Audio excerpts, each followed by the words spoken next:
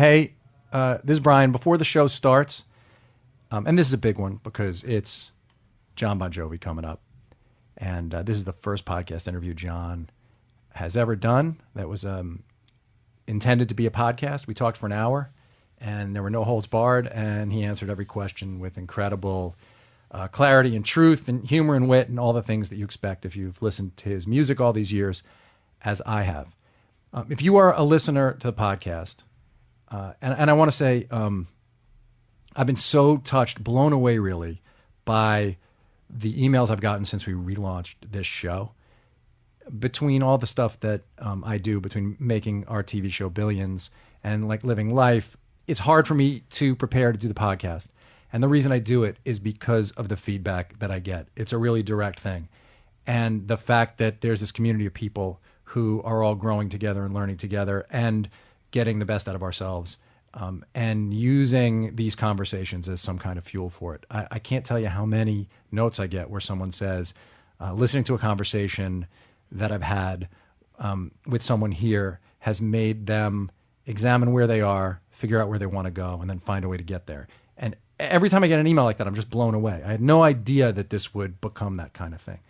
But if the podcast is something that you dig, it would mean a lot to me if you would share it. Share it on social media, Facebook, Twitter, Instagram, in case you don't know what social media is. And rate it in the iTunes store. But even more than that, tell one person.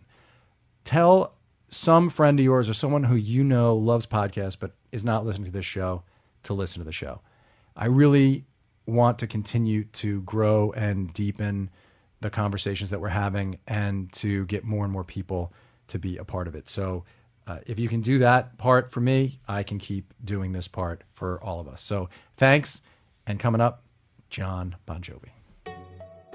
Hey, this is The Moment. I'm Brian Koppleman. Thanks for listening. This is a big deal. I'm not going to pretend it's not a big deal here on The Moment. Rock and Roll Hall of Fame member Jon Bon Jovi is here. Newly elected to the Hall of Fame, but it took way, way too fucking long. And obviously, Jon is one of the most successful musicians of my lifetime. Also an accomplished actor, an activist, a businessman. And Jon, really happy. And this is his first podcast. So it is my first podcast, and my first introduction is Hall of Famer. That's great. Really? It's the first time you've heard it? Yeah. Other than when I come down the stairs in the morning and I make all of my children say it. Yeah. I think that's fair. They always say you're a good dad. Hall of Fame dad. That's fantastic, Thank man. you. Well, congrats. I know it meant, Thank you. Meant and means a lot to you. It does. But I want to start at the beginning, and we'll get to the Hall of Fame. Okay. Because, I really remember buying the WAPP compilation album because I'd heard Runaway on APP.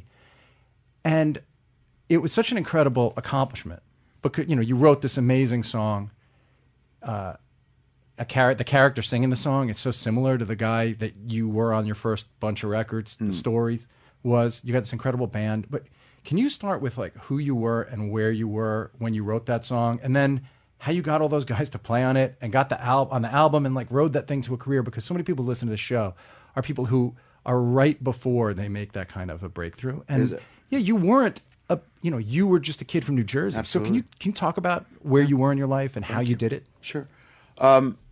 Interesting. From my perspective, and you can remember at that time, first of all, the drinking age was 18, which was very important to the story because that meant that you could be 16 or 17 and sneak into a bar and be able to perform.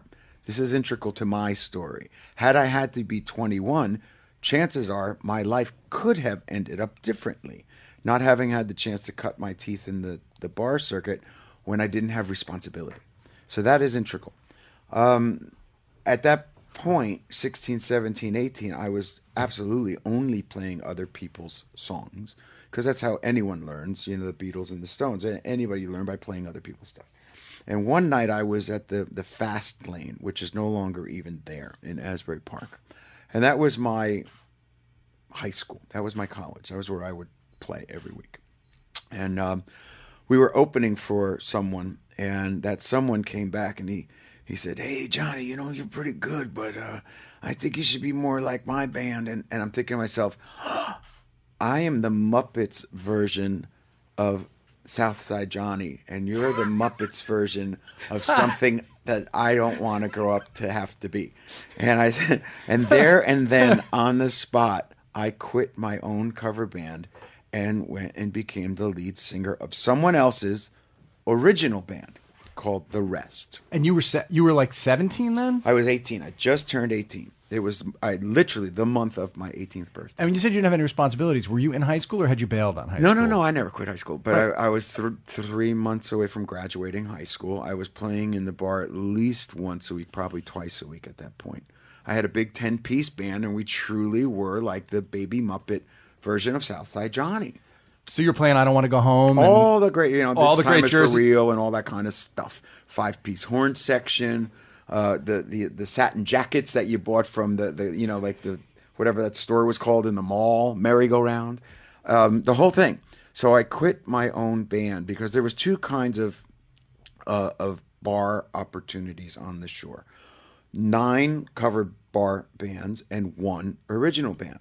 So in that original bar band, I was able to join someone else's just as their lead singer. It was sort of the equivalent of being Robin Zander. Right. That's great. Yeah, because Rick Nielsen wrote all the songs. Yeah, and so I did that, and because I knew, and the bottom line and the point of the conversation is that without writing your own songs, it was a dead-end street. No matter how popular a cover band was, you weren't going to go anywhere. Well, it's funny that you mentioned Southside because, right, the big difference, I mean, there are many differences, but Southside never wrote those songs. Right. Stevie had to write the songs for Southside. Yeah, and then John evolved. Yeah, but agreed. And in the formative years in their early records, they were definitely Steve's and Bruce's songs. John was not a writer whatsoever.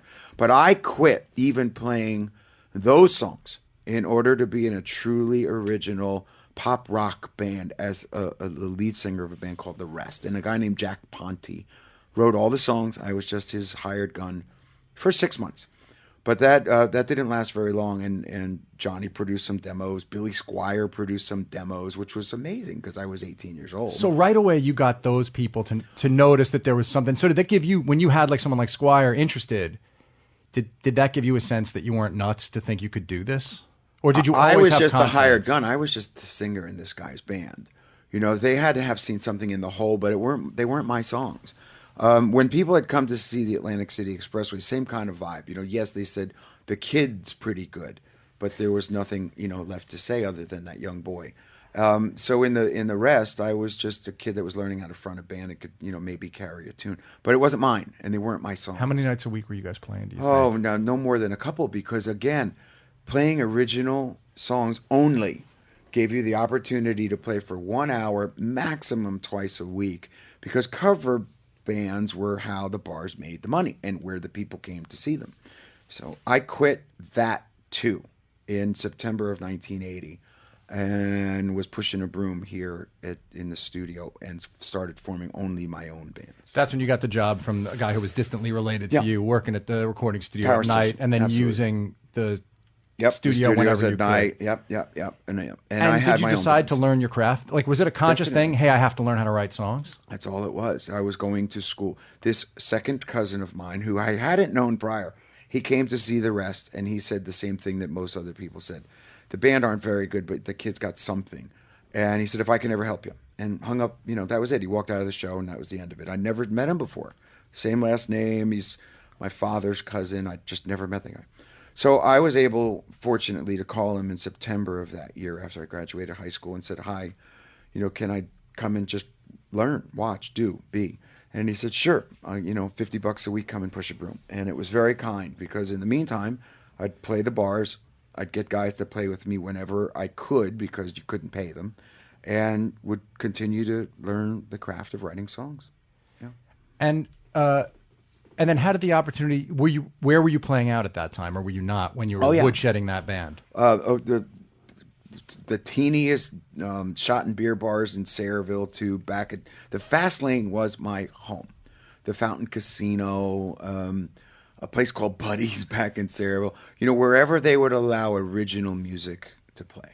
And when you were doing that, had you made the decision this is going to be my career, like in your own head? Yeah, that was made way before then. It was. Oh, That's sure. what you were going to be. That was it. I'd walk into high school every morning because, I could care less.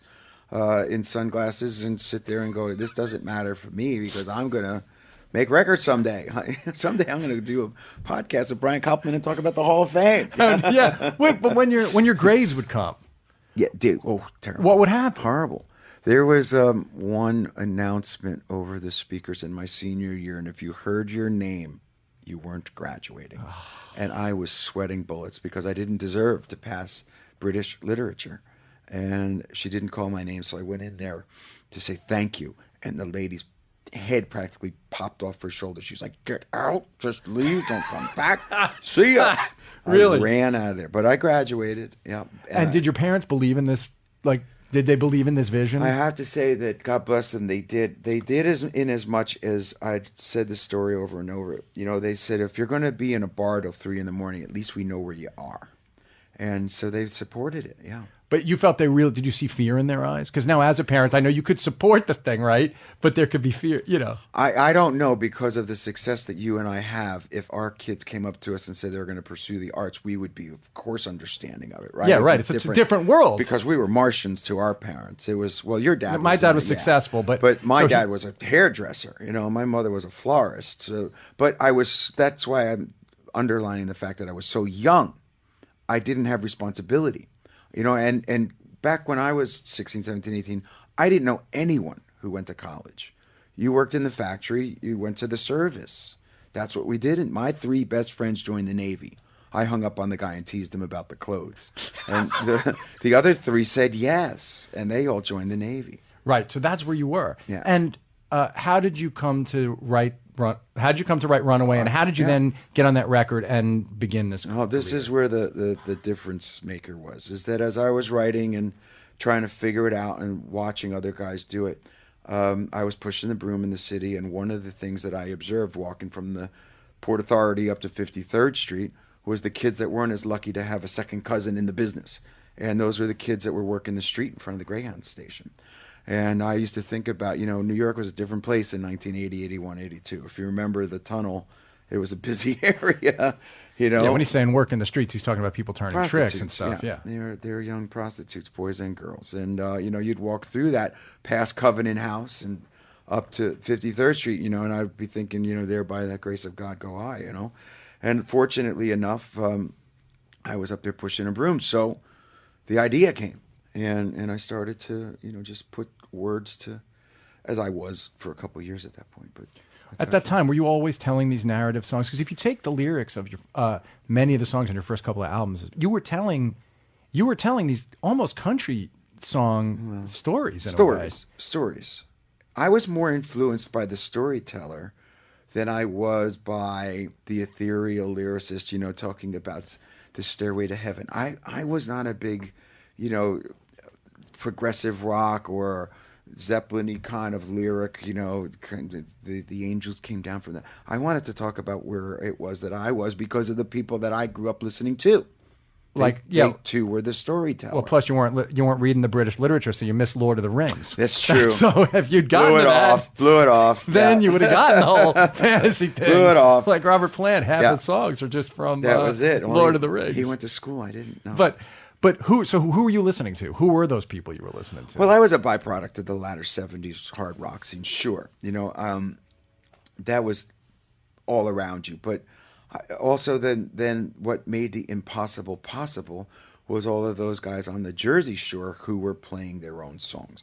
So whether it was Bruce or Southside, and in essence, both of them and their successes, whether it was U2 or Tom Waits or Elvis Costello or anything from the period of 79, 80, 81, 82 came through Asbury Park.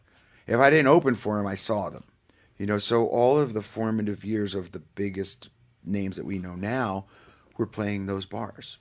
And when you were playing out, what was your band called when you wrote that song and were playing and got on that Homegrown album? Probably Jon Bon Jovi and the Wild Ones, from a Tom Petty song, right, called The Wild Ones. So that was the band then. That was and had you played that song out? And did you know? Yeah. When you wrote it, did you know I wrote one? No.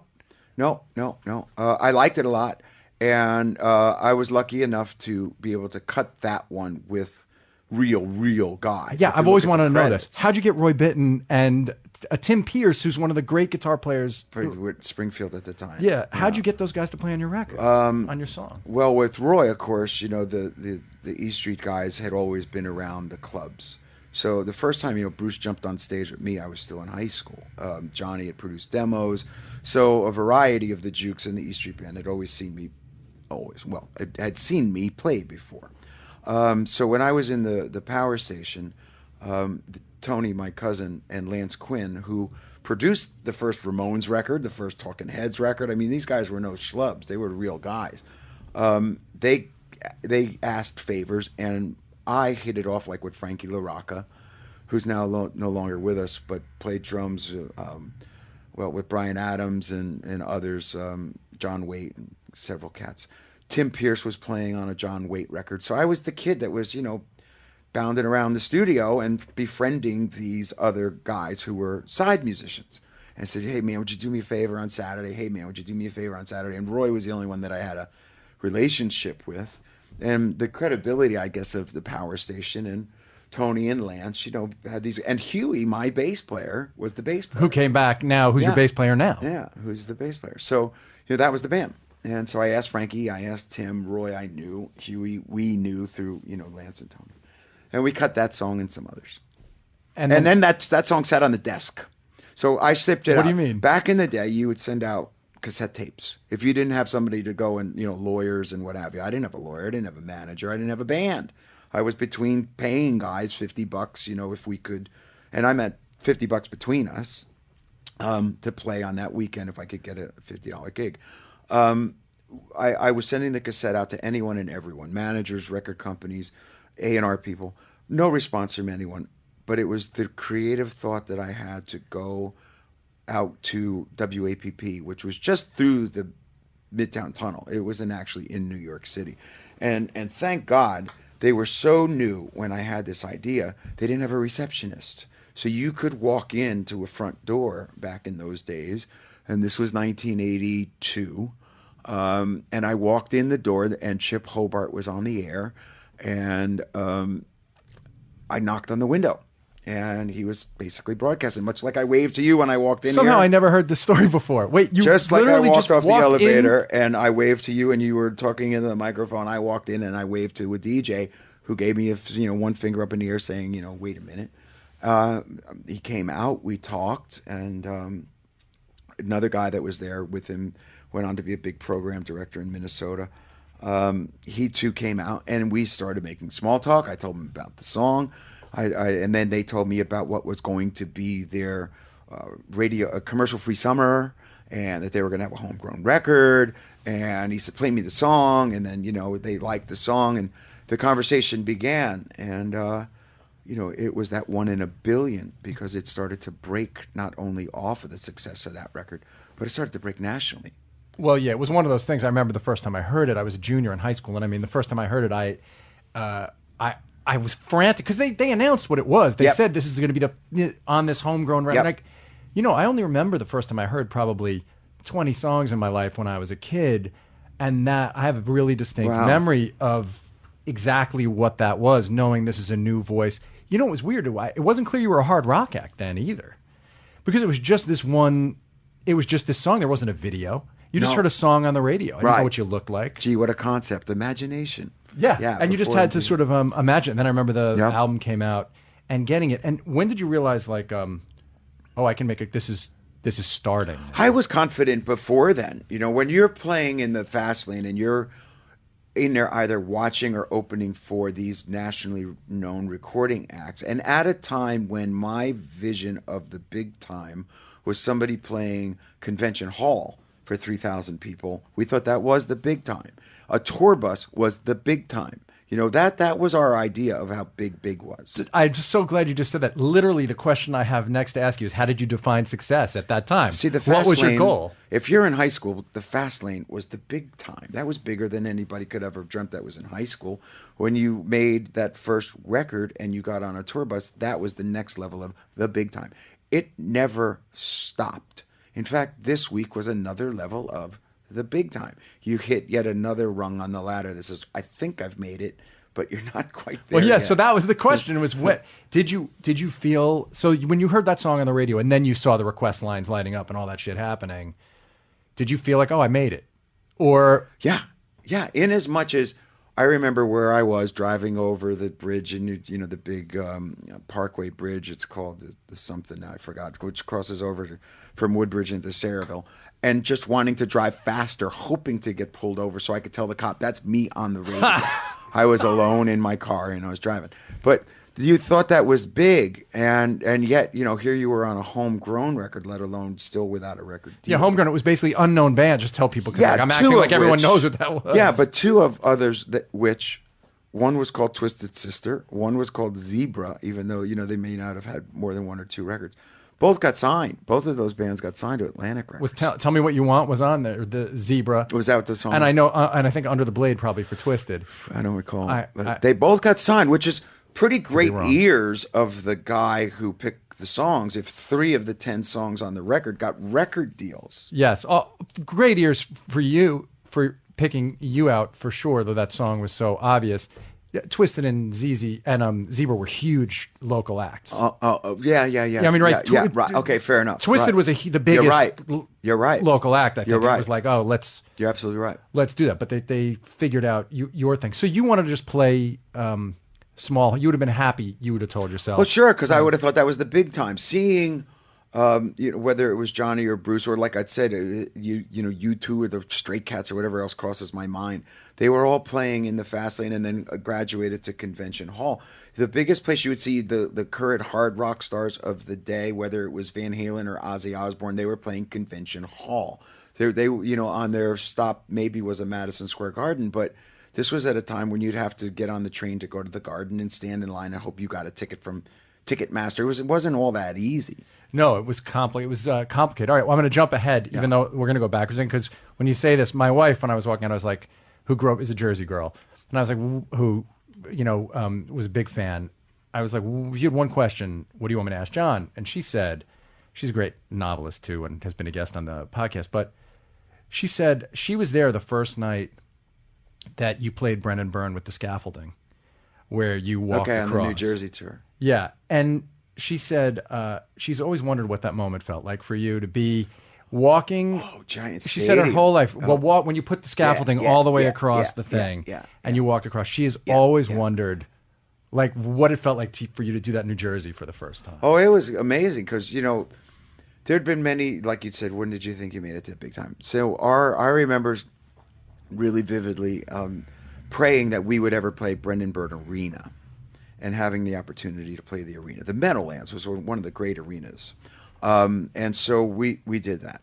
With the success of Slippery and then New Jersey, we were able to play the stadium. Now, this is way crazy because who got to play the stadium? This was 89.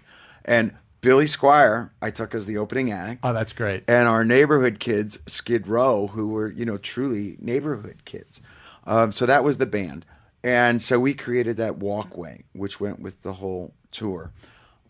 Today, they'd never let us put that over 50,000 people's heads. It was hanging there by shoestrings, And you had to go across it. Were you wearing bouncing? Were you tied in? No. All of that stuff. It's like when I flew across the arena in '86. You held on for dear life. There was no safety net. You fell, you were dead. If you were on that catwalk that went all the way around and it was bouncing, and there was no delay towers for the sound, so the sound was off. You're bouncing up and down, but no, you were dead. Did you allow yourself, though, because you have such, one of the things that, you and I have a bunch of friends in common, and one of the things people say about you, you're so purposeful, single-minded, ambitious in the way that when you have a goal, you march toward it. Do you allow yourself to appreciate stuff, or is that something you've learned to do? Do you have the ability when you're up there above the thing and all of New Jersey is singing along to you? Do you have the ability to go like, okay, this is great. This is like a wonderful thing. Or is it always just like, all right, now let's move on? There's a little of both. I've learned to digest the moments, but that's a roller coaster ride. There was a time in my life when there was no way, because I had blinders on. It wasn't as though I didn't appreciate it, but it came at us too fast during Slippery. I was exhausted by it in going into New Jersey. As I got older, after Crush and in the 2000s, I Right. definitely learned to appreciate it. So when It's My Life was a huge hit, and you had that one giant hit Rebirth later, again, yeah. that which was on Crush, that changed your inner state. Oh, some. yeah. Again, because in our case, we had been written off more than once. They said after Slippery, could they do it again? We came back with New Jersey. But to your point and to our fault, is that I rushed back in the studio, even though New Jersey had a bunch of hit singles on it. It burned us out. And those who were in power, management, agents, lawyers, etc., could have said, we have faith in you to do it again, so take a break. And you witness this over and over again, whether it's One Direction or Justin Bieber or Guns N' Roses. Anytime a band gets to that place of burnout, it's because the machine is running too hard. And those who are in positions to tell them to breathe oftentimes don't. And it doesn't mean that they're doing it to suck every last drop of blood out of them, but sometimes they're also caught up in the machine. Like if I were managing a kid band today and they had that success, I would tell them, go home. And I would have the confidence in telling them, I have no reason to keep you out here for another year. And here's the evidence, and there's many bands. Because the machinery is so different, right? Those people were still, if you think about the people managing bands in 84, 85, 87, they grew up when the Beatles were making an album every 6 months and the Stones every year, but the machinery wasn't this. So they thought that's what you had to do. And then certain bands like Zeppelin would take their time. And they had this other kind of long, right? Zeppelin took time after like the third album. Mm-hmm. Well, smart of them. It's that's rare, because I can just cite too many examples of burnout that happen as a result of hard work. When so you make the first album, how did you get that band together? How did you get Richie? How did you get? Well, I had success, right? So Runaways on the radio, and obviously I'm not going to get in those people to perform with me live. That band, yeah, and nor did I want to. It wasn't the kind of look or sound that I really wanted to have on the stage, and so I knew Alex Such from a band called Phantom's Opera. And they were good. They could sing Queen better than Queen live. They were just outstanding. I met him, and I'd seen him play cover stuff, and I told him what I was doing. I asked Alex Such if there was a opportunity to play original stuff occasionally to help me take advantage of this moment. He said sure, and that he knew Tico, and I said, I've seen Tico, but I'm intimidated to talk to Tico. Sure. He's just too good, too powerful. I remembered him from a band called Lord Gunner, which was an original band that really couldn't get out of the Asbury. That he was now in Frankie and the Knockouts, which was a pop band on RCA, but we're making records, and he was on the road.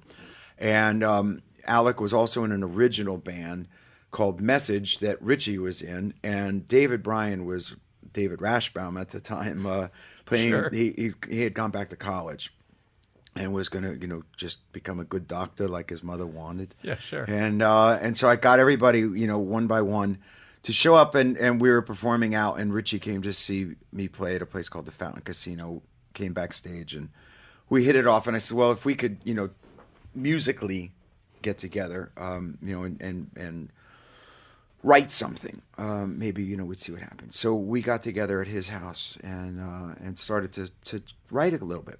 So we hit it off, and that made the band. So what I thought would be for 3 months had been 30 years. It was just the right combination. When you and Richie sat down to write, what was it like, or what is it normally like? Do you come in with an idea? Do you guys just writing process is always just because I have to do it every day in my life. It always fascinates me. Yeah, I mean, people don't really talk about process that much. Like, how does it? Do you write all the time? Do you write only when you're writing for an album? Do you take notes for yourself? And then when you show up to write, how does it work? Does it change based on who you're writing with? It doesn't change, no. So they're interchangeable. Whether I co-wrote a song with Richie or Billy Falcon, who I'm sure we'll talk about, or Desmond Child, or by myself, the process really for me doesn't change. I come in with a feel and a title. You start, the title pretty much dictates the feel, and we sit and exchange ideas. So that was pretty much it from day one with Richie. We had a lot of things musically in common, and then he brought other things to the party. So that was nice too. So you I have mean, to have someone who actually compliment. really contributes. Yeah, but more than everybody I've mentioned really contributes, mind you. But I mean, Those are all great what I'm songwriters. saying is that his musical tastes were a little more varied than mine, so he could bring something unique that I wouldn't have considered. That's huge in collaboration. Right. Correct. If the two of you were going out there and exposing yourselves to different things Yeah. and then sharing those Bang. things. Yeah, that was good. Would he play? So you guys would play each other records sometimes? Yeah, I don't care if it was something as crazy. We mentioned Led Zeppelin before. Like I said, I wasn't a Zeppelin fan. He was. You know what I mean? It could be something as common ground as that, or other things. You know, I remember telling him who Tom Waits was through the years, or there was a lot of like varied approaches. So that Tom were you, and at that time were you? I know you've educated yourself a great deal Sure. since then. Yeah. You Obviously. read now and everything. Sure. But back then, was it by listening to other songwriters really that you came up with the language that you used, or were you reading books too then? Well, no, I wasn't reading the way I did as I got older. No. Your vernacular was, that of an 18-year-old and 20-year-old kid, and your musical tastes were that of the age. No, it wasn't that deep. I'm sorry to say, or honest to say. No, it was. We were a product of the times. I learned how to do it by living. And were you good at knowing? So you say you come in with a title. You usually actually start with a title. I do, yeah. And you'll have one, and that's how you know you want to write a song. A title will occur to you. Okay, so you ask if I'm the kind of guy that writes every day. The answer is no. And with time and age comes the confidence to know that I'm able to turn on and turn off that faucet. Amazing. Every day is an opportunity to write a song. Sure, I could craft one with you right here, right now. Sure, doesn't mean it's going to be a great one. On the other hand, I'm also aware enough of social events, world events, or personal events that are opportunities to write a song about. And if you turn on the faucet, it can come. And if you choose to not, I'm able to store the concept, the memory, and keep it for another time. That's It amazing. doesn't Without haunt writing me. it down for yourself. 9 out of 10 times I don't, and I don't need to. But it'll come back to me. I'm never fearful that I've run out of ideas. It's just that some days you don't want to write, even if you have the ability. You say, it's sunshiny. I want to go out. Other days you sit there and write. It's harder to write a happy song than it is to write a miserable song. Because if you're miserable, you want to sit down and just, and if you come up with that big old up-tempo, funny, goofy, you give love a bad name, you'd rather be out at the beach, to tell you the truth. But, you got to sit down and do it. So as I've gotten older, the process has changed, but the ability has only been enriched. Can you leave it behind you too when you're writing? So like, if you're writing a song and it's not quite done, does it? Because that's part of why people don't want to write all the time. Does it? Are you thinking about it all day, or can you put it behind you and just go back? You could let it sit there, but what's the beautiful thing is I love that. If I wake up in the morning and I'm haunted by the lyric, or I love that I know for a fact how many times I've gotten up, had that pen by the side of the bed, laid there in my underwear, belly down on the floor next to the bed with like a phone or light or something, and scribbled it. Gone back to bed in the morning and went, holy Christ, that actually really was good. Oh, that's used great. it. Or I've been out on a run and then you come up with the lyric and you think, I got to run faster to get home because I got to remember it. So you're saying the cadence over and over and over. So That's it awesome. comes goofy ways and at kooky times. So when that happens, then you will write it, or you'll still just put it aside. And No. If it's there and it's if it falls out, you use it in and of that moment. But yeah, then you sit down and you write it. But if it just if it's 2 lines and it's a title, I'll store the title, and come back. And so otherwise, do you schedule it? Do you say I'm going to go make an album? I want to make an album. It was 5 years before the last album or something. Do you say? The last record, let's talk about that one in particular. Yeah, House. So we get done with Because We Can, and that is a difficult time for me. So in 2014, I am giving the finger to my guitar. I won't even touch it. Why? Because I was just going through such a horrible time, having Richie, go off the rails again and all that stuff. So, and pulling that rock as David and Tico and I had to, for another 80 shows and a brand new record that we had to fulfill the commitment on stage. It was exhausting. So in 2014, I I was exhausted, physically, mentally, couldn't even think of it. In 15, you start processing the thoughts, so that by the end of 15, you can write down on a piece of paper, "This house is not for sale." When I saw that picture, I said, "There it is." I just saw the picture, and the whole thing just started to fall out. You feel so committed watching it. Yeah. Listening to it. Yeah. You can feel your commitment to this idea and telling this story. Thank you. But also that the photographer allowed me, because there was no compromise. I needed that picture to tell the story. And I wanted to let the photographer know how much I appreciated it, because, that's another conversation about how interdependent the arts are.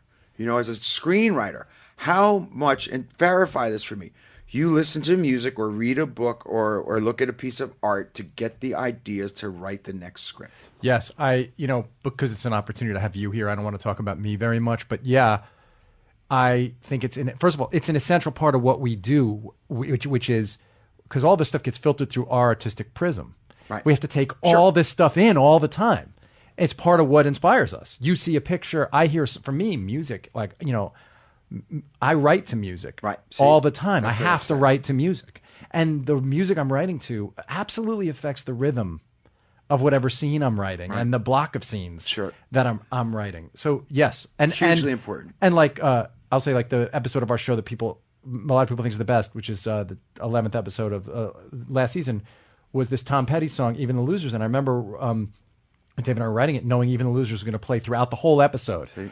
And I knew how I was going to use it. And then the guys were like, well, we're not sure we can get the song. And I remember going, you don't understand. There's no episode without the song. It can't be made without the song. And we got, figured it out. Yeah. But so I understand that. So you needed that thing to complete for, in your mind. Yeah, in that case, that photograph. But I so appreciate your verifying my thought process, because, again, I'll get off the track here a little. Very important that people that are listening to this now know this. The arts are interdependent.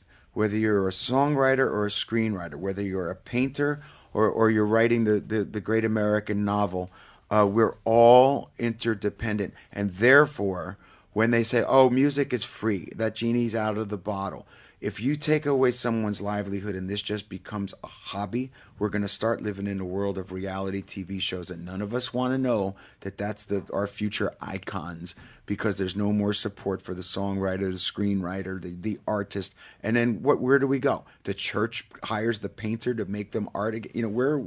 What era are we going to live? Who are the patrons going to be? And it's true, because the record company will be gone, the movie studio will be gone.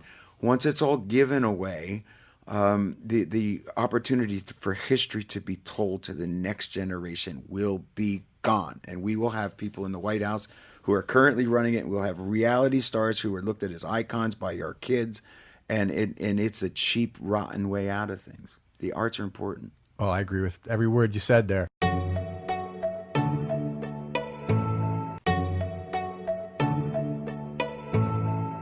All right. Hearing a little bit of your attitude there, which is great.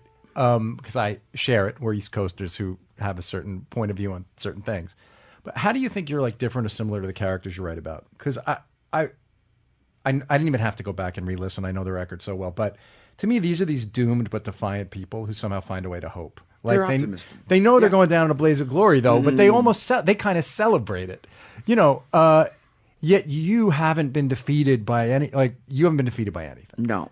But I've been lucky. I've been the character that we wrote about, the eternal optimist. I've been blessed to have achieved the dream that I was pursuing. So I guess if you live the lyric and you believe in it so much, eventually, will is going to get you across the finish line. But regardless of if I were going down in flames like I was just a couple years ago, I wasn't ready to stop. The only way I would have stopped is to have fallen over.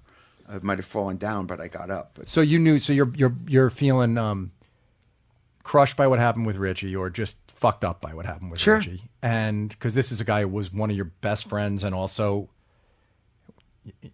the songs the two of you wrote together. Though you've written amazing songs with our friend Billy Falcon, some of your deepest, most important songs, and Desmond, who I also love, and you've written these great songs, and you've written by yourself.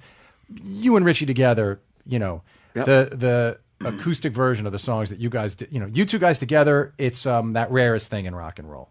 And so I'm sure it was emotionally hard for you. For all and for David and Tico as well. But yes, that was a nothing we expected. You were supposed to come to the show. Show up at the show tonight. No, that's not out of hand. And obviously, it wasn't like he missed one show and you were like, "Go fuck yourself." Obviously, that was the long end of a lot of nights of putting him on your back and all that stuff. I mean, everyone understands that. Yeah. I mean, like you say, you had a guy in the wings getting ready to play backup guitar parts. Yeah, we had to have it, for a long time. All the time. Yeah, all of that stuff was difficult, but because he's a very talented cat. But the point that I was making is that you may have been beaten down, but not giving up. I wasn't giving up. And so you decided so then did you block time and say, I'm going to have writing sessions now? No, I laid on the shrink's fucking couch. I mean, I was broken. Between what happened with the band, what happened with my trying to buy the Buffalo Bills, what happened, with another thing our president fucked up. Yeah, how crazy was that? But and the record deal at the time for about 6 months was in question, not because they were going to drop us or anything, but because the term was up and I wanted my publishing back. I wanted my deal, and so I mean, my whole life was upside down, and I was beaten up. But wait, how could you let something like that? A deal. You're. I mean, unfortunately, the era we live in, you were trying to buy the Buffalo Bills. Everyone understands you're one of the wealthiest musicians ever. Like, how could a deal? I think because this is key to your character. Like, the thing that makes you such an unbelievable success is that you could still grind on this shit and let it bother you. I understand the Richie thing's emotional and personal. Yeah.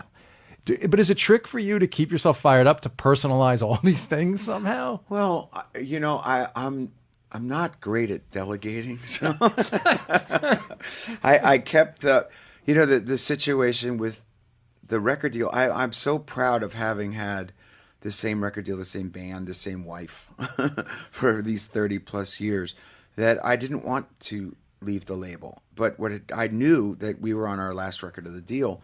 And that, they couldn't afford to pay me what they did. And I understood that's the new way of the world. But for that 6 months, we were both playing poker. And, that's when we wrote Burning Bridges. And I turned it in a brown paper bag. And, then fortunately, thank goodness for me, we did a great deal that was beneficial. Not rich, but something that we could both live with for the rest of that made sense to you. Yeah. I wanted to stay. You felt I really like wanted you were to afforded stay. like the respect. Yeah, the respect that we you deserved, and they got the break that they needed economically, and and all that good stuff that goes. And so when you finally got that record made, so how did you end up writing it? In spurts? Like, what did you do? Oh, to write Burning the record? Bridges was, just the song alone. Burning Bridges is a fuck you to the head of the label, and the record company was sick that they, I turned it in because I said that is the record, folks. And they were afraid that the guy would hear it, and I said, he won't even listen to it. He won't even know. He won't even care, And in the meantime, on a parallel course, we were writing and recording what was to become This House Is Not For Sale. But there was no way, in case it went south, that I was ever going to let them know that those songs were. Really? Oh, sure. And so you were already making that record. Oh, yeah. And you were paying for that record yourself to make it. Yeah. And just recording it and doing it. And crazy enough, it's sort of that kind of the weird history of it. Is it was in the studio that I used to sweep the floors, and I signed my first deal. So in July of 1983, I signed my record contract in the hallway of the power station, and in 2016, I first signed the we're out of here papers, and then re-signed the new deal. Awesome. In the same place where we're recording This House Is Not For Sale. That must have made you feel great. It was wildly cool. And you were able to actually notice it and say, this is great. Oh, yeah. And the emotion of singing This House Is Not For Sale in that room was a lot. Amazing. Were you, the song's moving on its own, more Thank you. I imagine, for that. Yeah.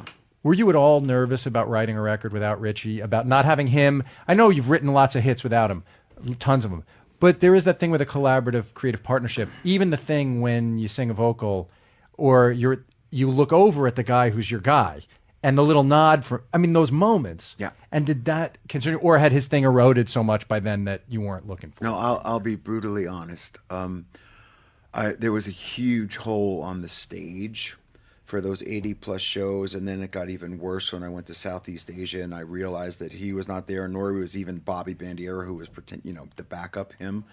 There was a huge gaping hole. So then Phil had to become his own personality. So I really missed Looking over at Richie on the stage. magic of our voices together. But by the time that the writing process and the writing of the record and the recording of the new record, John Shanks had already had to do so much, and I was more than confident in my abilities as a writer and a singer to worry about it from the studio perspective. And then, with all credit, Tico and Dave, God bless them, really stepped up.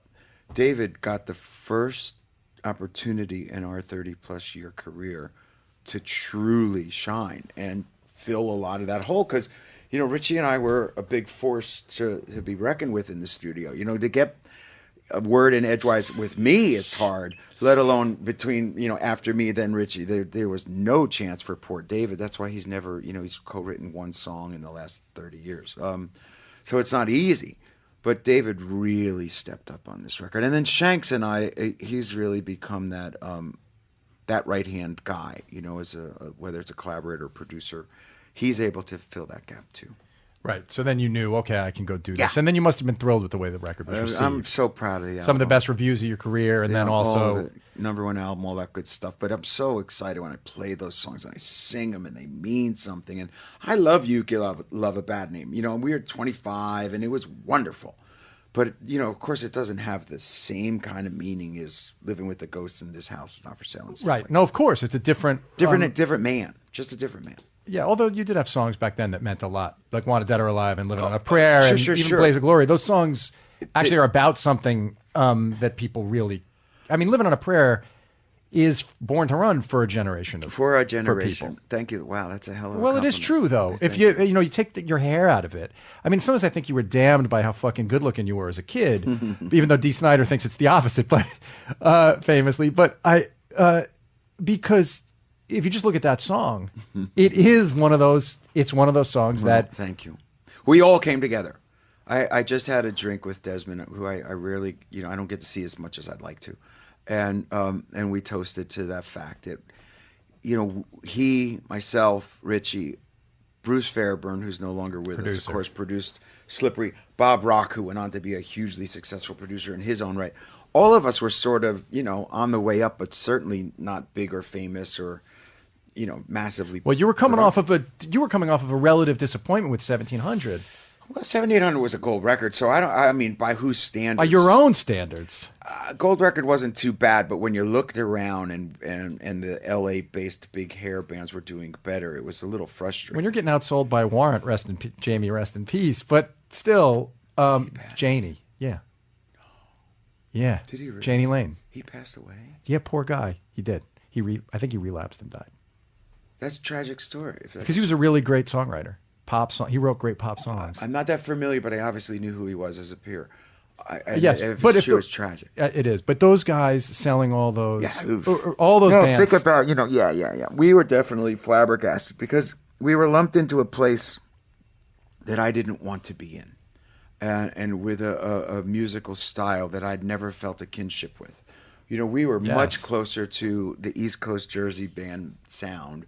In spirit and lyrical spirit than I ever was to the LA-based, hard rock scene. You were closer to Mitch Ryder than you were to Rat. Oh my God, yes. You know what I mean? Like in terms of just even though Mitch Ryder's not New York or the East Animals, Coast. Yeah, Eric Burdon, great. And anything like that, the E Street Band or the Jukes or anything like that, Seeger or whatever was telling the story. Perfect. At the time. Billy Falcon. Billy Falcon, who you write. Yeah. Write songs. So, but how did you make the decision in that moment? Okay, so I wanted to. Here's a cute story I can talk about these days. At the time, we made that first record, and we didn't put a big glamorous picture on the record cover, and it's taken at Columbus Circle on the street at this time of year in the freezing cold, and we downplay all the cute, boy looks that I guess people thought I had at the time. I wanted to go out and support bands like Bryan Adams and the Cars. And Doc McGee said, "You're going out with the Scorpions and Kiss." And neither band was I a fan of. I became friends with both of those bands, but I was not a fan of neither. And so he said the reason is you're going to go out and play in front of audiences who are rock and roll fans and not pop fans, and they're going to be more supportive in the long run. And we're also going everywhere. So North America, South America, Asia, Europe, we're going because someday America's going to turn its back, and you got to go out there and learn how to front, this band on that stage. And so we played with Judas Priest. I mean, we were the furthest thing from Judas Priest and 38 Special on the same tour. We'd play with anybody. But I was more comfortable in front of 38 Special than I would have been in front of Judas Priest. But that's what taught you to be good. Of course, it was great then because the worldwide thing is true. You're still, you Yeah. became a gigantic, important figure there. Yeah. But here's what's really, to me, amazing and about getting outside of who you are or what's expected. Almost nobody at that time in the world would have allowed an outside professional songwriter in to work with them, to collaborate with, especially a young rock band. How did you make the decision that you were going to write with Desmond and that was invite? an Because accident. that feels like a big deal to me. That and then you guys had magic. The three of you had this incredible magic together. We did.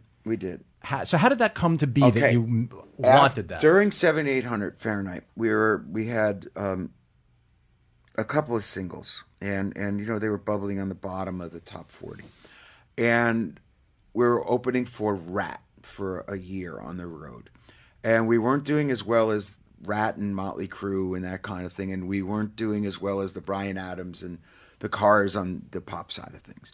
But I remember looking at Adams and thinking, he's having hits that are crossing over to another world with Tina Turner and that kind of stuff. So I'd said to Richie, what we have to do is we need to write a song for somebody, with somebody, i.e. Adams and Turner. For them to sing, To sing together. And so I said, this is what we need to do. And we had played a couple of times like Farm Aid, and I got to sing with Willie Nelson, and I could see, that I was able to strum a guitar and sing with so-and-so here and there, regardless of this genre of music. And so we didn't know how to go about it. And that's when we started to learn about publishers and publishing. And Derek Schulman, our A&R guy, had said, well, you got to take the songs and go and get them to other A&R guys. You got to get them to the managers, the artists. And I said, And he says, I know this guy who's doing that. So, actively, he could take the songs around. And so we met with Desmond, truthfully, initially to write a song for Loverboy. And we knew that they were open to songs. And so we met with him and wrote a song that ended up on a soundtrack called Disorderlies was the name of the movie, and a song called Edge of a Broken Heart, which I didn't love the song. It's considered by the real deep fan base to have been a good outtake from Slippery. And then we stumbled upon You Give Love a Bad Name, and I thought, we should keep this one. you weren't ready to give that one to Tina Turner or somebody. We should keep that one. And so then a great collaborative effort was born. And then there was no more talk. So Richie and I wrote something with the guitar player from Loverboy for Loverboy, and something Paul Dean, yes, and with Ted Nugent for Ted Nugent, and we started getting songs like that. But what happened was, the one that we wrote for someone else, we kept for ourselves, and it was with Dez. And then that's how that collaboration started and went on. Yeah. And did that make you more open to, later in life, you started writing with Billy Falcon, who was somebody who you grew up watching, right? Yeah. The story with Billy Falcon is, this is weird because you and I know him as long as we do and as intimately as we do. And that guy is, in my eyes, still one of the great songwriter, lyricists, storytellers, great performer. His intimacy with a microphone is something. Yeah, go listen to the song Power Windows that John produced and Billy wrote on the album Pretty Blue World. Pretty Blue World is the name of the album. Amazing. Listen to that song and listen to a song called Heaven's Highest Hill. Yeah. And you'll understand why we both love Billy. I met Billy when I was a 10-year-old kid, and he was super nice to me. And great guy. I've known him since then. Yeah, and I loved his early, early 80s, late 70s that your dad was involved in. And, And so I knew Billy from the bar scene, watching him as a fan. And you knew he was this great lyricist, a very elevated lyricist. I thought so at the time, even though those records, they were what they were in the period in which they came out in, and how difficult it was for him to shine, and that's a whole nother story. But so here he was nowhere, and I had a friend of a friend, and it was a kid that was basically working at my house, and I said, the old guitar player? I said, whatever happened to that Billy Falcon? And he says, well, the guitar player says he's writing songs again. I said, could you get me some of them? I'd love to hear them, just to hear what the guy was doing. And he got me a cassette, and those songs were on it. And I said, oh my God, it's just not fair. You have to be heard and seen again. And so, I was able to get him a record deal and able to get him a manager and get him on the road and do all that Power stuff. Windows was on this, just a demo that was like going around. Cassette tape, nobody was interested in. Nowhere, nobody, nothing. And we got him he was out on the road with Stevie Nicks and Don Henley, and I got him a record deal with Mercury, and so it got. And you got him a video on MTV. Man. Yeah, Wayne Isham to do videos, and he had the whole thing. And then you started writing with him, and he's written a bunch of big, important songs for you. Oh yeah, with and for me. Absolutely. Billy and I think that what we've said is we bring out the best in each other. I think that it's the best stuff that I've gotten out of him and he's gotten out of me when we collaborate. And I think that's true. And what a gift also you gave to a musician who meant something to you. In much the same way that Stevie Van Zandt did that for Johnny, you've done it for Billy. And that, and I know he's done it for you because you guys have written these songs. Oh yeah. But having songs on your records is funny. The guy who you co-wrote "Runaway" with, I read an interview with him where and have you seen that he said nice things about you? He said John was so good to his word. He put that song on all these different records, and I've earned a living from it ever since. And he said that he never got to write with you again, but that one thing has basically, I think, probably like put his kid through school, like done all this stuff. I'm sure. That's nice. He was a talented guy too, in the vein of those kind of Billies of the world that had a thread, but didn't have the rest of the ability, the opportunity to have the ability to do it. All right, I just have a couple more things. I'm going to let you go because I know this is the longest you've ever had to talk in an interview, so I really appreciate it. But I was thinking about your characters, and that one of your characters in your songs would give, at this point, the Rock and Roll Hall of Fame the finger and maybe burn it the fuck down. But you have the ability to give the Hall the finger, and then they want to take you in. So how do you account for that crucial difference? There will be many iterations of the speech. The earliest one said, I don't know if this is a thank you or I fuck you. And that's great. That line is written already. That's so awesome. It'll depend on how long the speech ultimately is. But, I'll tell you, but Brian, I was mad, okay? I was disappointed because we met the prerequisites. I have now seen in print what my feelings were about who it was and how it was going down, and I was aware of it, okay? So, yeah. And then, in truth, now that it's passed, maybe God wanted it to be now and not 8-9 years ago when we were first eligible. But why did it matter to you so much when you know that like the jerks who run it are elitists and out it? Because I watched Rush. Like for me, Rush not being in there is also just was an insane crime, right? A band that basically proved to all those people they were wrong about them for 40 years, and then finally they get in. For me, Rush and you more. How is Dire Straits not in? How's Mark Knopfler not in the Hall of Fame? Really? It makes no sense. Right. But it matters to you because of the company you'd be keeping I think with? that a part of it was always that. I went to the very first one 30 whatever years ago, and I remember being there when Amit was still alive, and it was just surreal because, this was the Elvis and Big Joe Turner, or Fats Domino and Chuck Berry and Little Richard, right? So you're thinking about these are the guys of Mount Rushmore. This is heaven, right? And as the years gone on, you think, given the opportunity after 25 years, will we be eligible? I remember reading somewhere in a paper that the guy had said, well, we're on the fence. Maybe Bon Jovi will make it if their time comes, maybe they'll at that time. So I never forgot it. And in truth, a part of me will be able to say, if you fuckers let me in 9 years ago, maybe I wouldn't be here bugging you right now. Maybe I would have retired and found something else to do. But so it was a motivation for you over this time. I think a part of it was. I was going to ask you where you find motivation. To keep saying, fuck you. Rock and roll was founded on rebellion. Sure, I think anybody wants to be validated. I mean, that anyone who says that they don't want to be validated is probably a liar. But being in the Songwriters Hall of Fame meant as much or more than anything because, as a writer, everybody wants to be taken seriously. Yes. But this feels really good. I got to... The fulfillment of something. It does. It really does. It'll be in my obituary. I won't be here to read it, but it'll read great. Rich, well, maybe someone will slip you the obit. They write them well. Yours is written already. Someone can slip you your obit if you know you're going. Okay, now have they them have slip it. you. Yeah. Have them slip you the obit. Hey, and Richie's going to play with you? Richie is absolutely being invited, as is Alex Such, who we haven't seen in a number of years, but they're both absolutely invited to come. That's great to know. All right, couple last things. You're a businessman. How do you choose what you're going to be involved with? Like, I know you and your son have become producers of a wine. Yeah. Called Hampton Water Wine, right? Mm-hmm. And how do you decide? Hey, that's where I'm going to put my energy. Was it that you found something great, you wanted to share it with people? Sometimes you get misled into a business, i.e. I own a Mexican restaurant with some people in East Hampton. That's the most expensive drink I ever had. I've made bad business decisions over the years, in the wrong place at the right time. But in the case of the wine that we're going to make together next year, it's incredible for me. My son came to me with an idea. And I thought about it for half a second. And I went, you know what? This is a great idea. And so we started to pursue it on that level. And I was able to take his idea to another level. And so we'll see what happens upon its release. But I got a feeling that we've hit on something big here.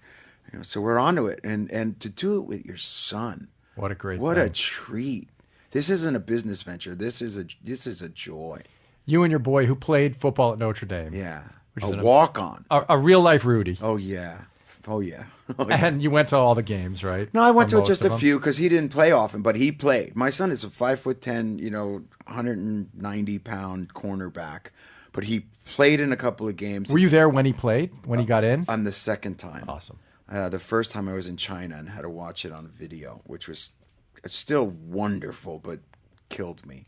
Because you never know, and a coach puts him in it. So, yes, Jesse played football at Notre Dame. And so the two of you were doing this. What you want to talk about the wine just a little bit? Well, what it is? we're making a beautiful rosé. The kid came to me with an idea, and he had this idea because he read an article in a paper years ago, and so we took it to a whole nother level. And it's a great French rosé, and it's a lifestyle brand. But in short, just doing something with my son is a joy. This is so much different than any other thing I've ever done before. Well, I think that's a great place to end on. Yeah. And you and your son riding off happily to the Hall of Fame. And then it's kind of perfect. You get into the Rock and Roll Hall of Fame and you start making a wine. I like it. It's actually like a great third act or something. Yeah, it'll be fun. We're looking forward to April. I'm going to throw a hell of a party. A lot of folks are invited, and I hope to make the most of the weekend. And when's the next album? Well, I don't know. I'm going to put out a couple of songs because I want to go back on the road in March. And so the songs are finished, the mixes are done. And just a couple of songs to accompany that in the hall and these 30 shows. But then I'd say that the faucet has been turned on. So there's no rush, but another year. But you're going to go out in March and play Yeah, shows. the plan is to go out and just play 30 shows. I'm changing that whole model too. No more 150 show tours. Right. Well, why do that? Don't I need hope, to. but the last time you toured, I don't think you played New York. I hope that this time. Yeah, even this summer I had a bunch of stadiums and I said no. But I just I'm going to spend the summers on the beach. I'm spending the spring in the arenas and the summers on the beach. I like picturing you wearing your Rock and Roll Hall of Fame ring with a glass of rosé on the beach. My feet in the sand. Reading Lord of the Rings, Exactly. finally. All right. Jon Bon Jovi. John's on Twitter. You don't tweet that much, but people can find you there. Are you on Instagram? Do you do that social media? Yes, I am now. I am the last man of the 20th century to join the new world. Congratulations. You can find me at Brian Koppleman on Twitter. You can email me, themomentbk@gmail.com if you have anything you want to say. Jon Bon Jovi, thanks for being here. All right, thank Folks, you, buddy. See you next time.